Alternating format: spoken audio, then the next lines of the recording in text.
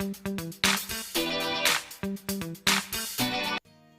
Friends, எல்லாருக்கும் வணக்கம். Welcome back to lovely Tamil channel. இன்னைக்கு நம்ம பார்க்க போகிறது what I eat in a டே மாதிரியான ஒரு வீடியோ தான்.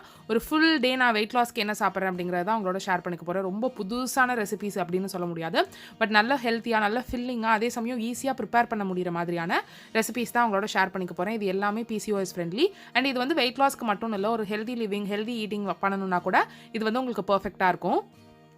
ஸோ மார்னிங் பிரேக்ஃபாஸ்ட் ப்ரோட்டீன் ரிச்சாக வெறும் எக் சாலட் மட்டும் நான் எடுத்துக்க போகிறேன். நான் வந்து 5 மீலாக சாப்பிடுவேன், ஒரே 3 மீலாக ஹெவி மீலாக சாப்பிட மாட்டேன். 5 மீலாக பிரித்து சாப்பிடுவேன். PCODக்கு உங்களுக்கு அதுதான் வந்து ரெக்கமெண்டடும் கூட. ஸோ 2 முட்டை அவிச்சிட்டு அதை தோலை உரிச்சிட்டு இந்த மாதிரி கட் பண்ணி பீஸாக போட்டு வச்சுக்கோங்க. இது வந்து ஒரு சாலட் மாதிரி இருக்கும், ரொம்ப ஃபில்லிங்காக நல்ல டேஸ்டியாகவே இருக்கும். நம்ம சேனலில் ஏற்கனவே வந்து 7 day 7 soup recipe, 7 day 7 breakfast, dinner, அந்த மாதிரி நிறைய ரெசிபிஸ் வந்து நான் அப்லோட் பண்ணியிருக்கேன். ஸோ அதோட லிங்க்லாம் கீழே இருக்கும். மீல் ப்ரெப் வீடியோஸ் கூட இருக்கும், உங்களுக்கு தேவைப்பட்டுச்சுன்னா செக் பண்ணி பாருங்கள். ஸோ இந்த மாதிரி எக்கை நல்லா வந்து இன்னும் பொடியாக கூட கட் பண்ணலாம், உங்களுக்கு சாப்பிட்ற பதத்துக்கு கட் பண்ணிக்கோங்க. ஒன்ஸ் இதை வந்து நான் வேக வைக்கையிலே உப்பு போட்டு தான் வேக வச்சுருப்பேன். இதில் கொஞ்சமாக கட் பண்ண பெரிய வெங்காயம், அதோட ஒரு அரை தக்காளி இருக்கும்ல, ஒரு தக்காளி அரை தக்காளி அந்த மாதிரி, அது கொஞ்சோண்டு எடுத்துக்கோங்க. காலைல சட்னி அரைக்கையில் கொஞ்சம் எடுத்திங்கன்னா போதும். அரை பச்சை மிளகா, ஒரு கேரட் வந்து துருவி சேர்த்துருக்கேன். புதினா அப்புறம் வந்து மல்லி ரெண்டையும் வந்து பொடியாக கட் பண்ணி போட்டிருக்கேன். அவ்வளவுதான், வேறு எதுவுமே கிடையாது. இதில் சால்ட் வந்து இந்த இப்போ நம்ம ஐட்டம் ஆட் பண்ணியிருக்கோம்ல அதுக்கு மட்டும் சேர்த்துக்கிறேன். அதோட ஜீரகத்தூள், பெப்பர் வந்து ஃப்ரெஷ்ஷாக வந்து க்ரஷ் பண்ணிக்கிறேன்.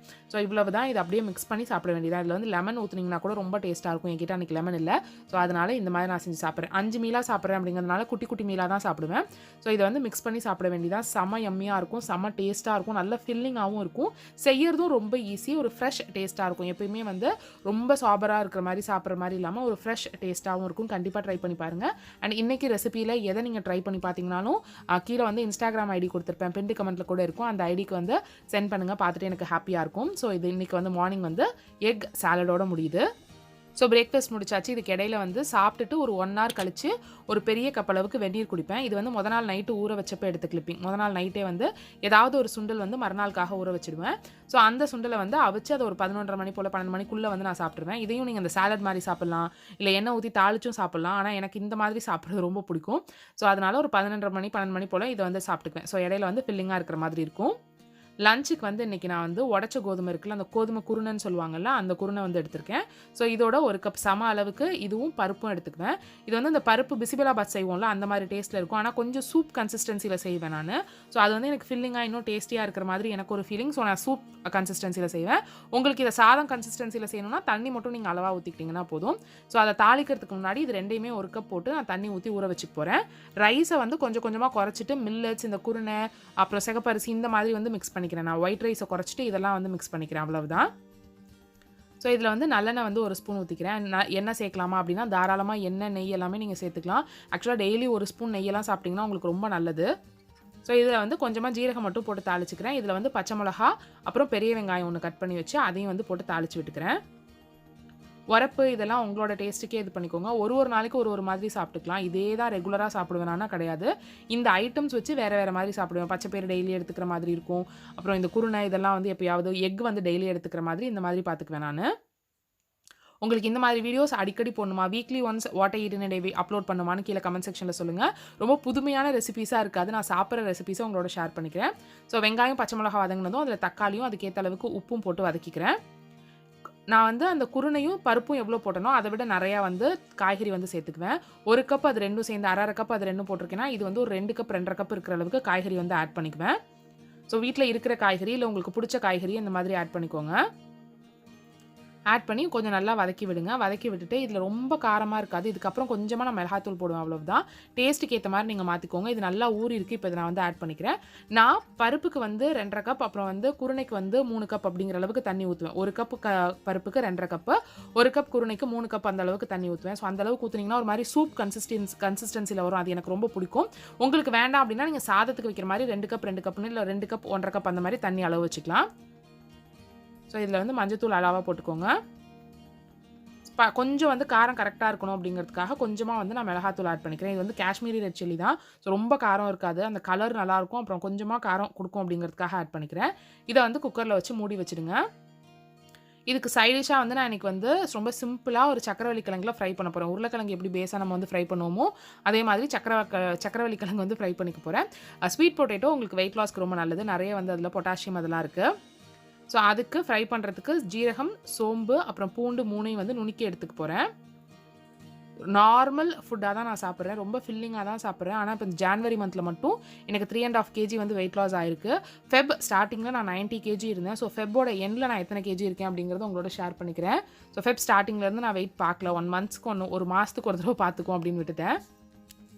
ஸோ இப்போ லைட்டாக எண்ணெய் ஊற்றி அதில் இப்போ நம்ம நுணுக்கி வச்சிருந்த இதை வந்து அப்படியே எடுத்து போட்டுக்கிறேன். ஒன்ஸ் இது கொஞ்சம் வதங்கினதுக்கப்புறம் சக்கரவள்ளி கிழங்க சும்மா ரவுண்டாக கட் பண்ணி வச்சுருக்கேன். இப்போ அது சீசனில் இருக்குது.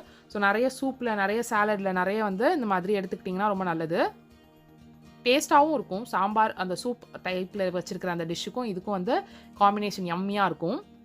ஏற்கனவே நம்ம சூப் ரெசிபீஸில் சக்கரவள்ளி கிழங்கு நான் நிறைய வந்து அப்லோட் பண்ணியிருக்கேன் அப்படின்னு நினைக்கிறேன். சக்கரவள்ளி கிழங்கு சூப் வந்து அப்லோட் பண்ணியிருக்கேன்னு நினைக்கிறேன். ஸோ இது ரெண்டும் நல்லா வதங்கினதுக்கப்புறம் தண்ணி ஊற்றிக்கோங்க. எண்ணெயிலே வேக வைக்க வேண்டாம். ஸோ தண்ணி ஊற்றிட்டு இதில் வந்து மஞ்சள் தூள், மிளகாய் தூள், உப்பு உங்கள் காரத்துக்கு ஏற்ற மாதிரி, உங்கள் உப்புக்கு ஏற்ற மாதிரி அப்ளை பண்ணிக்கோங்கன்னு சொல்கிறேன். அது அளவுக்கு போட்டுக்கோங்க. ஒன்ஸ் இது போட்டதுக்கப்புறம் இதை மூடி வச்சுருங்க. இது தண்ணி நல்லா வற்றினதுக்குள்ளே அது வந்து வெந்துடும். அதுக்கப்புறம் நம்ம ஃபஸ்ட்டு ஊற்றினோம்ல எண்ணெய், அந்த எண்ணெயிலே அது வந்து நல்லா வந்து வதங்கி வந்துடும். அவ்வளவுதான். அதுக்கு மேலே எண்ணெய் ஊற்றி ரோஸ்ட்டாலாம் ஆக்க மாட்டேன். அந்த அளவுலேயே நான் விட்டுருவேன். ஸோ இந்த அளவுலேயே வந்து நான் எடுத்துருவேன். இது வந்து நல்லா டேஸ்ட்டாக எம்மியாக தான் இருக்கும்.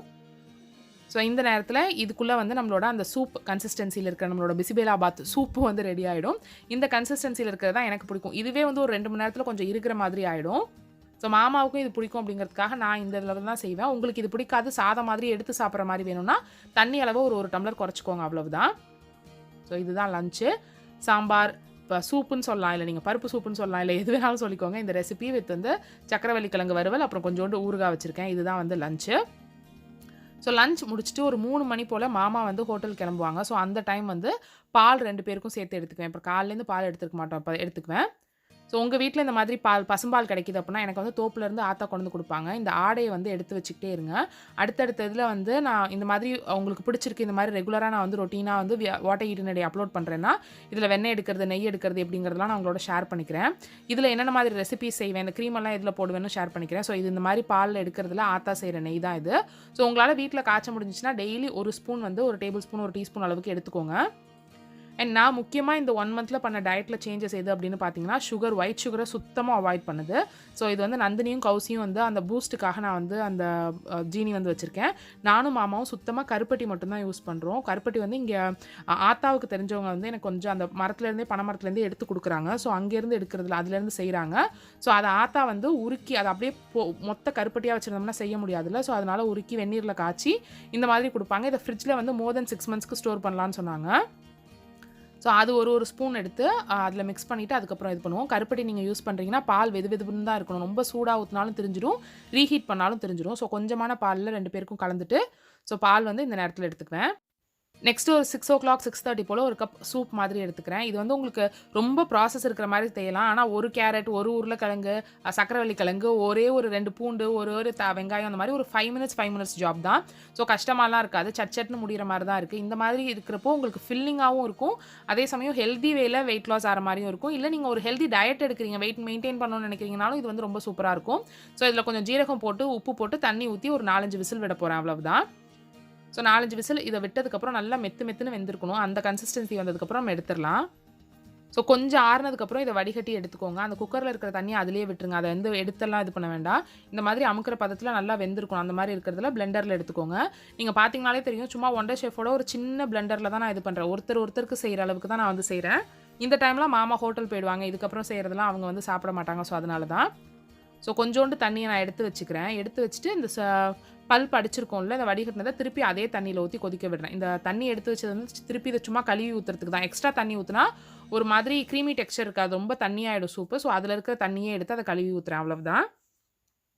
இது நல்லா கொதிக்கட்டும். இப்போ நம்ம காலைல கொஞ்சம் சுண்டல் செஞ்சுருந்தோம்ல, அதில் கொஞ்சம் எடுத்து வச்சுருந்தேன், அதை வந்து இதில் போடுறேன். அது இல்லை நீங்கள் வந்து பேபி கார்ன் இதெல்லாம் போட்டிங்கன்னா அந்த சூப்பாக சாப்பிட்றதுக்கு செம்ம டேஸ்ட்டாக இருக்கும். ஸோ கொஞ்சமாக அந்த கொண்டக்கடலை எடுத்து வச்சுருந்தேன். கடைசியாக சாப்பிட்டு முடிக்கிறப்ப தான் ஞாபகம் வந்துச்சு. ஸோ அதனால் கொஞ்சோண்டு எடுத்து வச்சுருந்தேன், அதை இதில் ஆட் பண்ணிக்கிறேன். கொஞ்சமாக கொத்தமல்லி.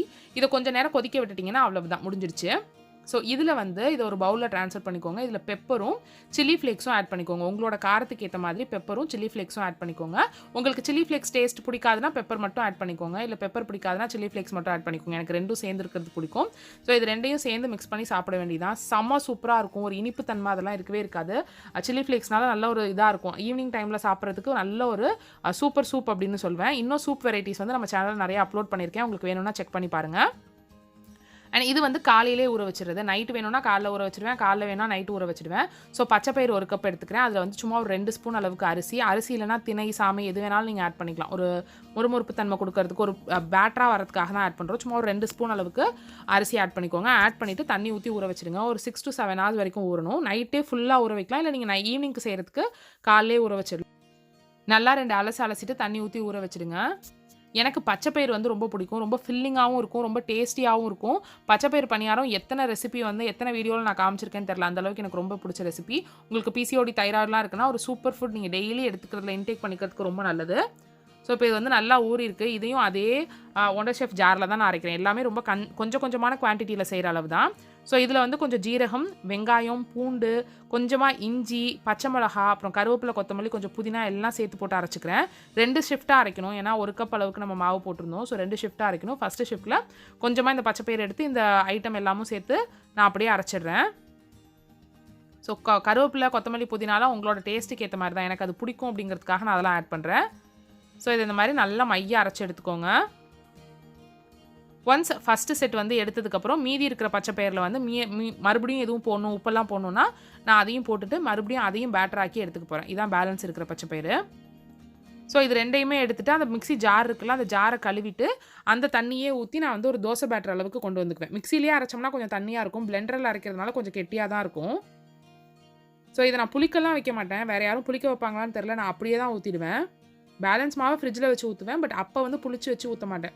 ஸோ நீங்கள் இதை வந்து தோசையாக ஊற்றிட்டு எந்த சட்னியோட வேணாலும் தொட்டுக்கலாம். Super combination. செம ஃபுல்லாக இருக்கும். வயிறு ஃபுல்லாக அன்றைக்கி ஃபுல்லாக வந்து நம்ம ரொம்ப வந்து டயட்னு டேஸ்ட் இல்லாத ஃபுட் சாப்பிட்டாலோ இல்லைனா வந்து ரொம்ப கம்மியாக சாப்பிட்டோம், ரொம்ப கம்மியாக சாப்பிட்றோம் அப்படின்னாலும் அது வந்து ஒரு மாதிரி கிரேவிங் மாதிரி ஆகிடுது. ஏதாவது சாப்பிட்டே ஆகணுங்கிற மாதிரி ஆகிடுது. இந்த மாதிரி சாப்பிடையில ஒரு ஃபுல்லாக இருக்குது. அதே சமயம் வெயிட் லாஸும் கிராஜுவலாக நடக்குது. உங்களுக்கு இந்த வீடியோ பிடிச்சிருக்கும், இந்த வீடியோ யூஸ்ஃபுல்லாக இருந்திருக்கும் அப்படின்னு நினைக்கிறேன். ஃப்ரெண்ட்ஸ், உங்களுக்கு இந்த வீடியோ பிடிச்சிருக்கு, இந்த வீடியோ யூஸ்ஃபுல்லாக இருந்துச்சுன்னா ப்ளீஸ் கீழே இருக்க லைக் பட்டனை கிளிக் பண்ணி லைக் பண்ணுங்கள். உங்கள் ஃப்ரெண்ட்ஸ் அண்ட் ஃபேமிலியோட இந்த வீடியோ ஷேர் பண்ணிக்கோங்க.